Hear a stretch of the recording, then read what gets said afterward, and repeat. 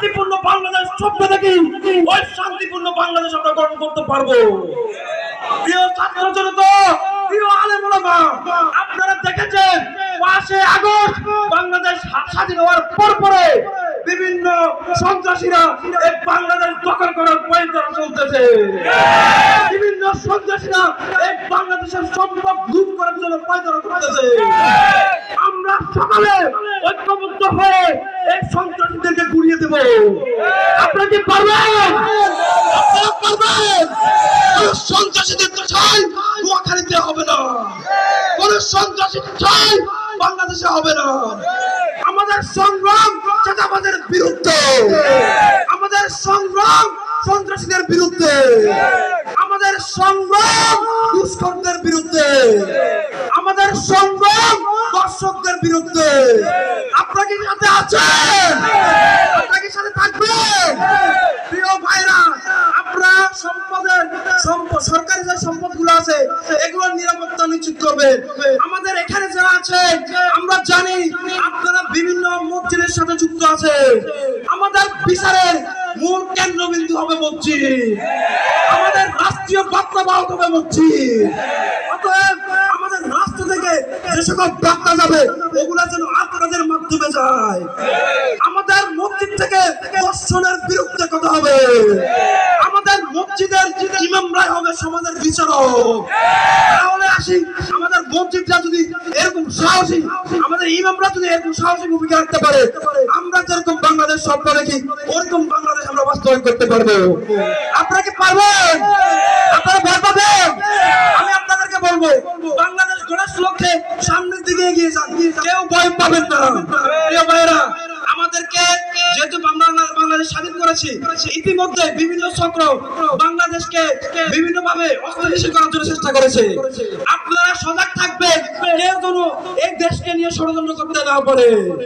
আমরা দেখেছি এই সরকার, আমাদের নতুন সরকার আসার পরে 2টা বিদ্যুৎ কোম্পানি আমাদের সাথে চুক্তি বাতিল করেছে। অতএব এই কারণে আমাদের যে আঞ্চলিক পর্যায়ে বিদ্যুতের ঘাটতি দেখা যাচ্ছে, জাতীয় গ্রেডে বিদ্যুৎ না থাকার কারণে আঞ্চলিক পর্যায়ে বিদ্যুৎ গুলো দিতে পারতেছে না। এই কারণে আপনারা ধৈর্য সহকারে এই পরিস্থিতি মোকাবেলা করবেন, যেন আপনার এলাকায় যে সকল বিদ্যুতের উপকেন্দ্রগুলো আছে ওই সকল বিদ্যুতের উপকেন্দ্রগুলো যেন নিরাপদ থাকে। আপনারা কেউ বিদ্যুতের, আপনারা এখান থেকে শৃঙ্খলা নিয়ে সুন্দরভাবে আপনার এলাকায় যে সকল বিদ্যুতের উপকেন্দ্রগুলো আছে এগুলো নিরাপত্তা নিশ্চিত করবেন।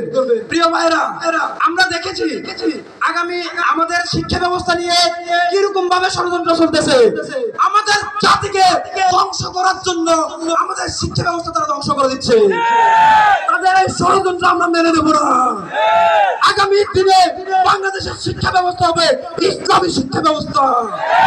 আগামী দিনে বাংলাদেশে ইসলামী শিক্ষা ব্যবস্থা হবে, নৈতিক শিক্ষা ব্যবস্থা হবে। এই কারণে আমি বলবো, আপনারা যারা আলেম ওলামা আছেন আপনাদেরকে সামনে এগিয়ে আসতে হবে। আপনারা শিক্ষা ব্যবস্থা পুনর্গঠনের জন্য জোরালো ভূমিকা রাখবেন। প্রিয় ভাইরা, আগামীতে বাংলাদেশের বিভিন্ন আমাদের কাছে, আমাদের বাংলাদেশে সম্প্রীতির বাংলাদেশে অন্যান্য ধর্মের মানুষরা যেন নিরাপদ থাকে এই বিষয়ে আমরা কনসার্ন থাকতে হবে। আগামী কিছুদিন পরে হিন্দুদের দুর্গাপূজা আসতেছে, ওই দুর্গাপূজার আমরা সমস্ত নিরাপত্তা নিশ্চিত করতে হবে। হিন্দুদেরকে এই আলেম ওলামাই নিরাপত্তা নিশ্চিত করবে, এই আলেম ওলামাই হিন্দুদের সিকিউরিটি দিবে। অতএব তাদেরকে আমরা বোঝাতে হবে ইসলামের বাংলাদেশে সকল ধর্মই নিরাপদ, ইসলামের বাংলাদেশে কেউ অনিরাপদ নয়। অতএব সামনের দিকে যে কোনো পরিস্থিতিতে আপনারা বুঝে শুনে দায়িত্বশীলদের সাথে পরামর্শ করে স্টেপ নেবেন। কোনো হুজুগে ভাবে কোনো সিদ্ধান্ত নেবেন না, এবং যেন কেউ দুর্গা পূজাতে অস্থিতিশীল পরিবেশ না সৃষ্টি না করতে পারে এই বিষয়ে আপনারা কনসার্ন থাকবেন। এই আশাবাদ ব্যক্ত করে রেখে আমি আমার বক্তব্য শেষ করছি। আসসালামু আলাইকুম ওয়া রাহমাতুল্লাহ।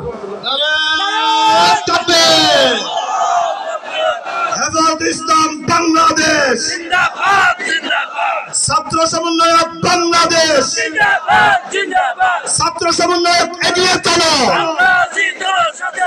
সমন্বয়ক আরিফুল এগিয়ে চলো, আমরা আছি তোমার সাথে। আল্লাহ আছে তোমার সাথে। হেফাজত ইসলাম এগিয়ে চলো, আল্লাহ আছে তোমার সাথে। নারে তাকবীর। আমিন